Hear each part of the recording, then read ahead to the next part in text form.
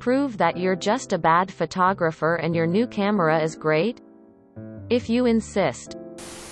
This was over 15 years ago, when digital SLRs were first becoming somewhat affordable to anyone who wasn't either wealthy or a professional photographer.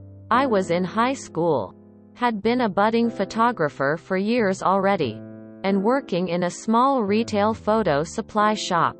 I had a customer who appeared to be in his early 60s come in one Saturday and spend over an hour demoing just about every camera we sold. I honestly looked forward to those customers because it made the time go faster and I generally enjoyed talking shop with people. Eventually, he settled on one that we both thought would suit his needs and I rang him up. A few nights later, he comes back. I've already been given a heads up by the store's owner that this guy has called ahead, and he is pissed.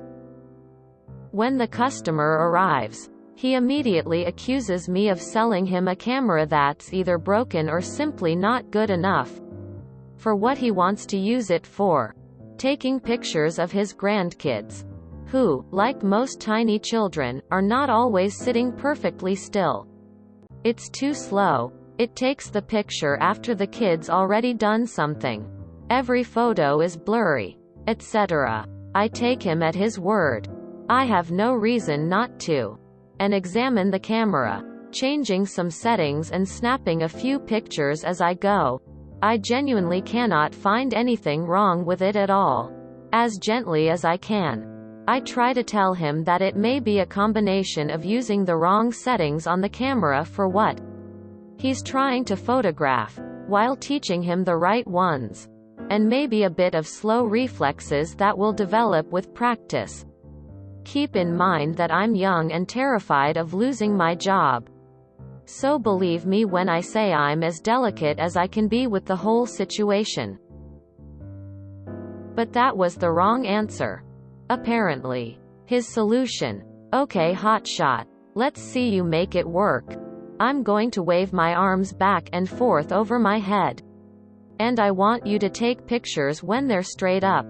He insists this will prove that the camera is too slow and can't take a sharp picture. He hands me the camera and starts doing his best, wave your hands in the air like you just don't care, right in the store. Snap, snap, snap. I hand the camera back and let him review the photos, each one showing the exact moment he wanted me to photograph, perfectly sharp and in focus. He didn't say another word.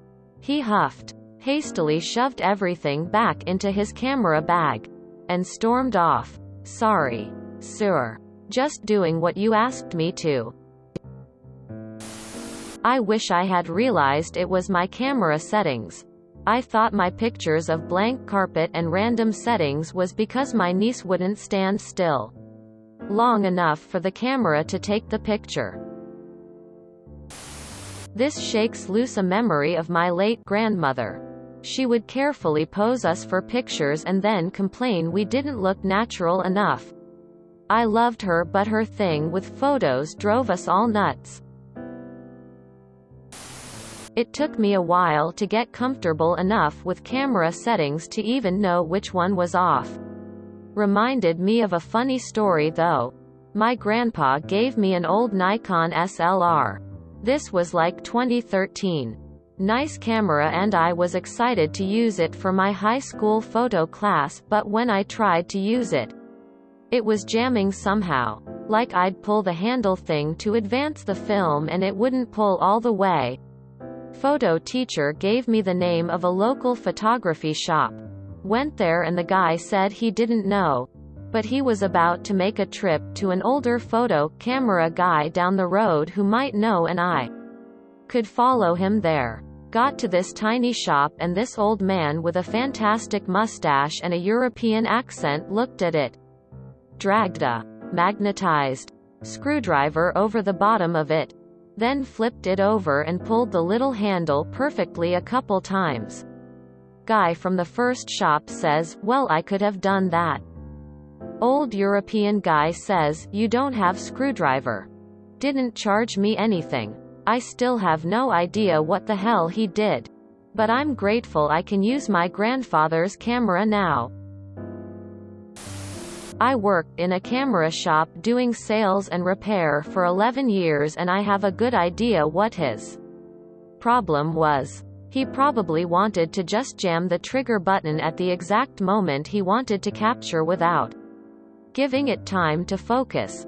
Passive AF systems just don't work that way. I repair camera lenses for Canon. And we get things like this all the time. People say the equipment is broken. They want a new lens. But it turns out to be their settings. Many times it is the gear being jacked up. But sometimes it's the customer not understanding their camera settings. And I get to write a very carefully worded customer letter detailing what they're doing wrong and how to correct it. LMAO, that so reminds me of my sweet grandma. Back in the 80s, Grammy got a shiny new red camera. It was just one of those little 35mm point and click jobs. Pop the film can in and push the button. She was very excited. Fast forward a few weeks and we were visiting her from our own province, and she brought out her little camera to show us. While she had it out, she told us she thought something was wrong with it because every time she took a picture, she would see a bright light and her face would get warm and all of her pictures were coming out black. Mom asked her a few questions, decided there might be something wonky with the camera, so off they went to the shop to talk to the clerk. Guy listened to Grammy's tale of woe, then asked her to show him how she took a photo. Grammy demonstrated and the lad gently reached out and turned the camera around, telling her the flash bulb goes to the front. All the gear and no idea. One of the nice things about digital cameras, you don't have to waste lots of money on developing rolls and rolls of film with crappy shots. My mom likes to take photographs, but was always late to the picture and wanted people to recreate it for her. She also wanted people to pose for 10 minutes at a time or more. I finally told her that part of being a good photographer, which I'm not, is learning to see a picture coming and being ready to shoot when it happens and not just reacting. She took it seriously and got much better at it. She never asks for people to recreate and rarely even to pose. She watches and gets the shot she wants. I was impressed that she learned to do it in her 70s. Went out to dinner one time with my grandma and wife. At some point my gran whips out a camera wanting to take a pic of us. She stands there aiming it at us. Perfectly steady. "All right, say cheese." Quote. Cue a case of late-stage Parkinson's. "No way are these turning out okay." She looks at the photo. "It's blurry as fuck. I'll just take another photo." Steady. Steady steady. Parkinson's flash. Very good customer. Very good customer service. Started off unhappy because the camera didn't work for him. You educated him on settings.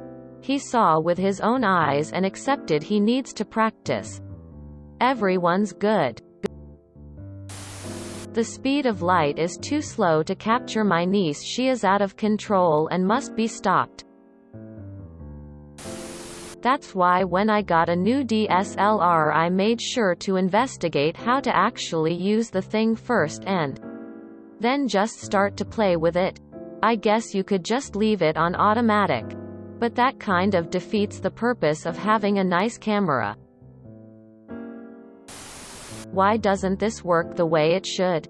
Well, sir, there are these things called settings. If I buy a new stove, expensive pots and pans, and expensive ingredients, that's 100% going to ensure I'll be a good cook. Yep. Can't wait. This is gonna be good. There used to be this channel done by English Cantonese guys that had a segment called Professional Photographer Shit Camera, which showcased that you could do some impressive things if you had the skills, and without post-processing either. Man, this isn't even malicious compliance. It's just compliance. It's not the machine, it's the operator done. Apparently he was able to snap to the wrong conclusion than he could snap a photo. At least he conceded in the end.